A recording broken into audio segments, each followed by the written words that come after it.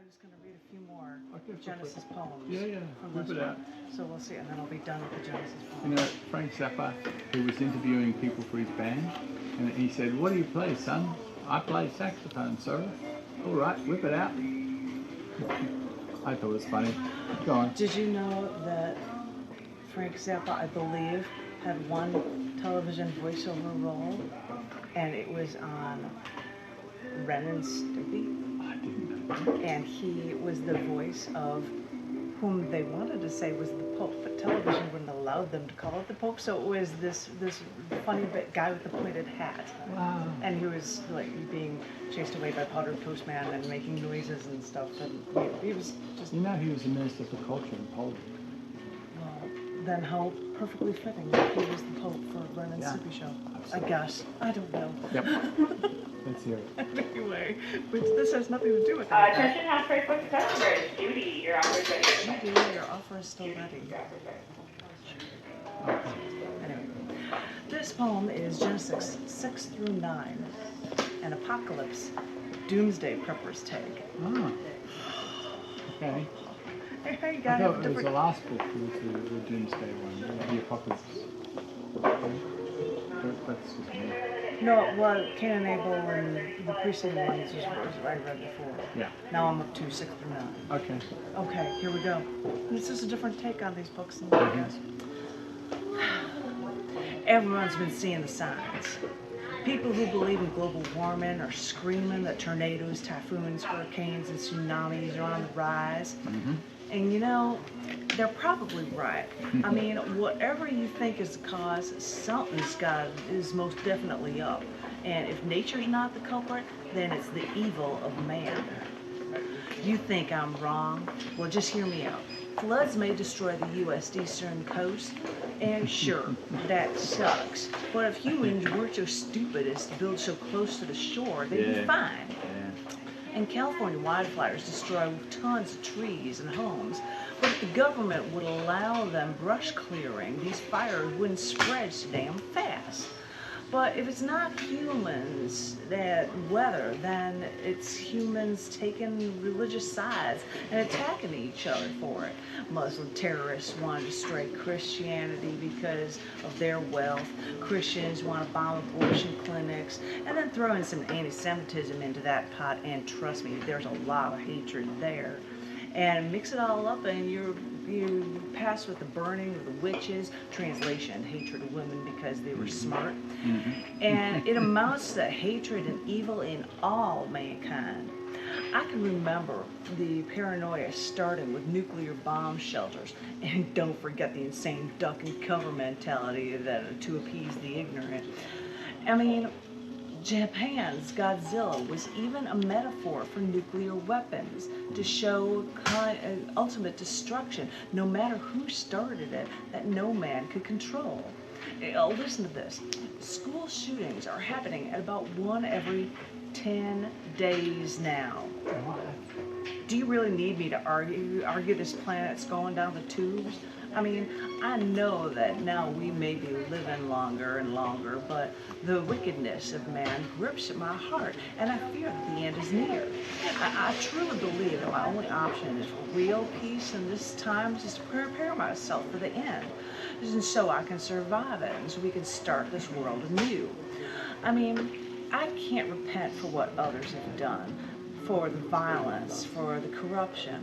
I can only try to be righteous and try to help the ones that I love to save us, you know, and to save wildlife from total destruction. I'll build a shelter. I'll use gopher wood or cypress wood. I'll waterproof it. I'll think of it as my own covering. I'll think of my covering this shelter as atoning for all that we may have done so that we can survive and we can start anew in a barren new world. So now, okay, I've stockpiled. I'm ready with MREs, meals ready to eat, water rations, basic first aid, even stuff saved to make fire or to preserve stuff too. We'll be happy to wait days, months, or any of this time just to be free again. And don't call me crazy. But if you do, that's fine too. It'll be me saving humanity with all animals on Earth. And when I open my shelter to give it so the birds will fly free and every creeping thing can then creep upon the earth again, I will stand again. I will build again because I have been delivered. I have learned that cold and heat, summer and winter, day and night shall not cease, but what will cease in my heart is the killing of man. When I shed human blood, I shed my own. And if I love life, I love all life. This is my covenant with me and with man and with the earth. I will plant again, make my family and the world grow until I die. Nice. That's, my Yeah, it's very good. I actually felt that was what you believe. Pardon me? That's what you believe. Good thing. I do what I can. And this one's a fun one. This one's Genesis 11, the Tower of Babble. Hi. Hi. We're doing a poetry reading. And the sign indicates there from 1 to 3 on the first Tuesday of every month is community poetry. Fun. And this one is Genesis 11, the Tower of Babble. And I get to speak in different languages on this one. What? How many languages do you speak? Well, I know phrases in different languages. Yeah, I mean, I don't know I don't any know. other language that well. But I can do it. Pourquoi? That's nothing. No, sir. you answer That's one why. question and I answer in another language. Anyway. Anyway, back to the poetry. This is Genesis 11, the Tower of Babel. Right. Spelled B-A-B-B-L-E. Oh, okay. Not B-A-B-E-L, like Right. this is the Tower of B-A-B-B-L-E, Tower of Babel. At the beginning, there was this great town of Babel. Back then, all the different lands spoke the same language and speech, and all revered this one sacred place. Eventually, the people in the town of Babel realized that the only place where different social types can genuinely get along with each other is in heaven. So they decided to build a tower, one so tall, taller than any skyscraper you could ever imagine, so that it could actually reach heaven. And people would be gods. So people from different lands came together to create brick and mortar for this tower to the sky. Now, they say once they all had the same language, but with enough time apart, people created new words for new things in their different environments. And before you knew it, no one could understand each other at all. Even in the Valley Girls and the girls from Sherwood, Ohio, even though the towns were close, they seemingly spoke different languages. What's your damage? The Ohio girl would ask. Like, gag me with a spoon, the Valley girl would answer, and they would babble. Did you have a brain tumor for breakfast? Like, take a chill pill. Like, you're such a pillowcase, but you're like grody to the max. And they would continue as trade insults that no one could ever even understand. Then thinking about the tower to heaven and Babel, the girls could at least agree that still stating in their dialects, this is so like totally tubular, and this is so very. And people came from far and wide to build the brick and for this great building. Men from the east came, exclaiming this was "Ono stone an trebo je votu," while women from the south and the east would say that this building to heaven was "Magakangang spiritual sabuhay." And Shabam Navayan Vyatsa was extolled by a woman from the north and mid-east, while men from the west and the south exclaimed that the Tower of Babel is "Que necesitamos en la vida." Wine-filled men from the north then saying that the tower and get-together was "Was wir auf das Leben brachen," and no one understood a single word from any of these people, even if they were all probably saying the exact same thing. More people came to their lands saying more things that no one could comprehend. And so it came to pass that no one knew what materials to use in this sacred town to build the best bricks for this imagined tower. So, no, they never built their tower to the sky. No stairway to heaven has been made in any giant tower. But it's good to know that even though there are plenty of language barriers, humankind can share a station at the edge of our sky to learn not only about the earth from way up high, but also about the earth deep at the bottom of the seas and all over this land, making Earth a bit more like that one place we've all imagined, the one place we were all never so impractical as to try to build a tower to. We can all do things here to make Earth a bit more like heaven. Yeah. Good idea. Yeah, All those things in other languages were Romanian, German, Spanish. Italian, French. I didn't have Italian or French, but I had Tagalog from the Philippines, Wow. and I had Isn't it called I had Tagalog? Serbian, and they all said what we need in life. Okay, good. That was what they were saying. So that's why they couldn't understand each other, but they were all probably saying the exact same thing. One more long one for you. This is Genesis 18 to 19. She was taken away from her city. She loved this city, but had no choice. She was told it was for the best, and she always does what she is told. After leaving for years, she heard reports about the violence in her city. She would hear about so many killed, even during celebrations for the Lord. While away from this city that she loved, she would hear people ask her questions about how dangerous the city really was. All she could give was her word. The entire city was not this way. Only one small section of the town was to be feared, and that the rest of the city was wonderful.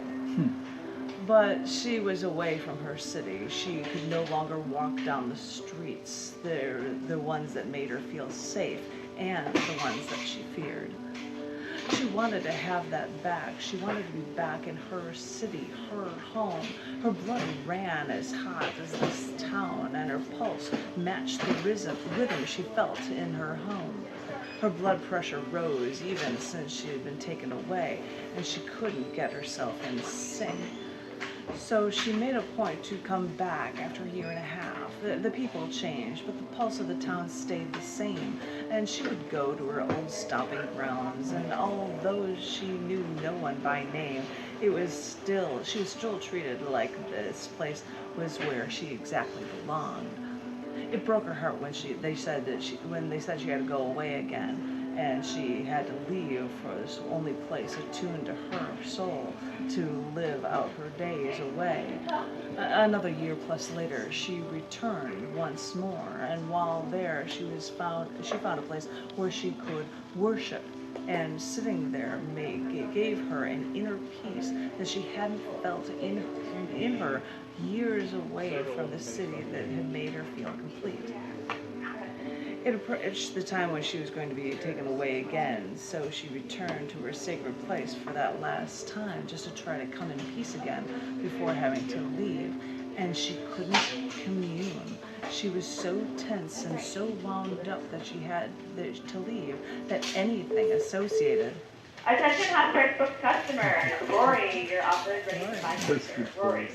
associated. That anything associated with any religion could begin to help her.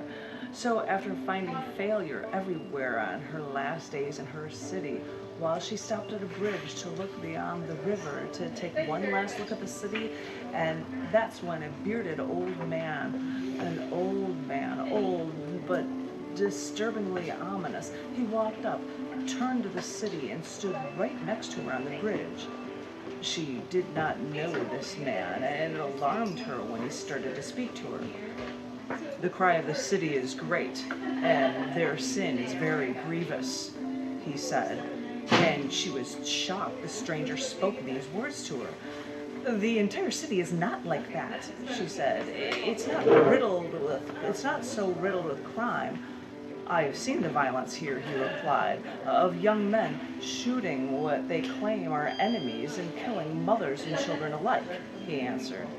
But I tell you, it's not like that in the entire town, she explained. There are good people here, everywhere.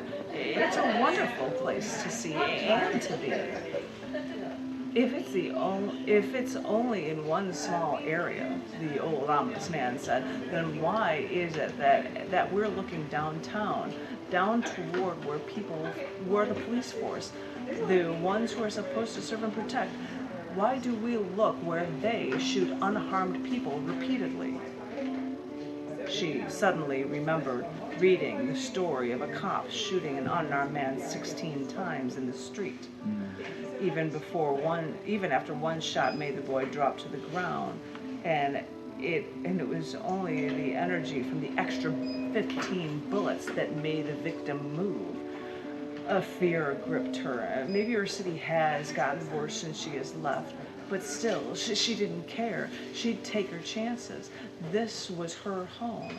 And the old man saw her lost in thought, and he asked her, I believe you. I believe you said that there are good people everywhere here. How many can you name?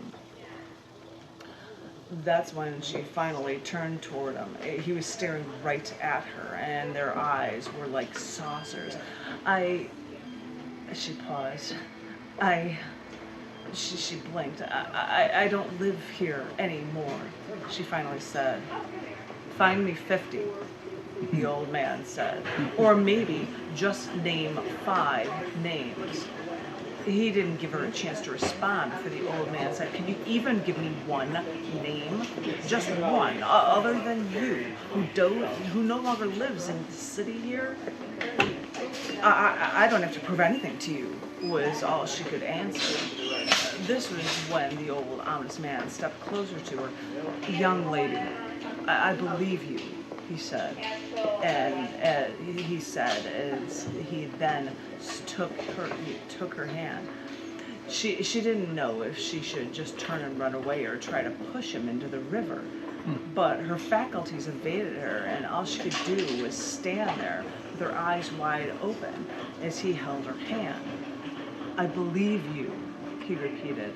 I'm sure you've seen good here. This city has a colorful past. And suddenly she remembered the past mafia rule of this town, where crime ran this city, and mafia employed her own grandfather. And the buildings here are really well designed, the old man continued, which pleased her because she loved the architecture in this town. But even buildings crumble, the old man said, though she thought they'd last longer than the blues music that is another hallmark of this great city. Well, she said, buildings may crumble in time, but the spirit of the soul within with a proven and cherished set of beliefs will endure.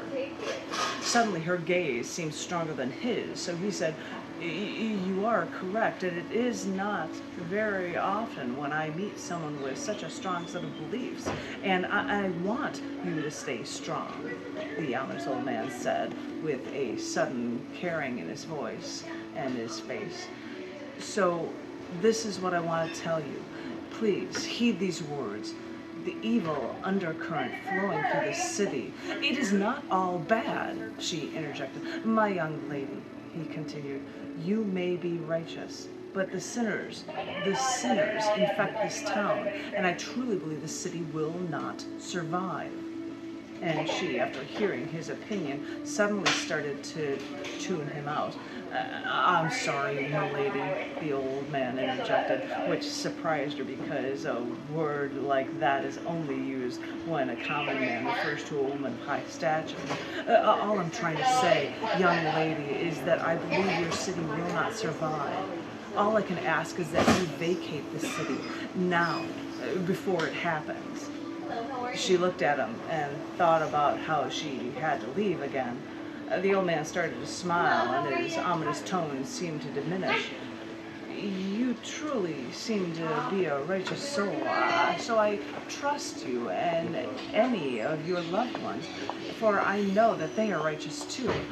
They will know to leave here. I know you say you love this city, but I know your leaving is the right thing to do. She thought briefly about how she was about to leave, to be taken away again, so maybe it would be best to just agree with the old ominous man and leave it at that. So she said, okay, she heed his advice, and he smiled at her as if he was forgiving her, though she knew not for what, and he turned and walked away. It startled her, but she's tried to think nothing of it as she began to leave to take her away once again from the city she always loved. She knew they called this the Windy City, but it was not for the winds whipping through the long-winded policemen and politicians that were running her city. The city, the ominous old man called so evil, so grievous, so utterly wicked. She packed her things, and as she stopped outside, she was about to leave. She had to turn to look and give her town one final look. And yes, they say this is the Windy City, but at this one look, the winds picked up, and cars coming, guys coming. The winds picked up. At one point, the winds picked up, and they were eerily all too violent, these winds. She looked for something to hold on to, but found nothing. The trees were immediately uprooted, and sudden cyclones swept the streets, hurling high-rise bricks and glass through the sky. Concrete flew and metal spun through the air. If she were to know that her demise were to coincide with the death of her city versus anywhere else on the planet, she could think that there was no other place that she would rather be. Wow. That's about the town collapse. I'll just put it in modern times. Yeah. Crazy weird story. Is it for Chicago or Detroit? It was related. Chicago was a Windy City. Yeah. And blues music and mob stuff from the past. That was why that was brought up. Was your grandfather really working for He did odd jobs for people he wasn't involved, and they were like, "Stop doing that! You're going to get in trouble." He died right when I was born. I didn't know him, but I would hear the stories. Wow. My mom's side was much more colorful. Okay. That's all I'm gonna say. Before you-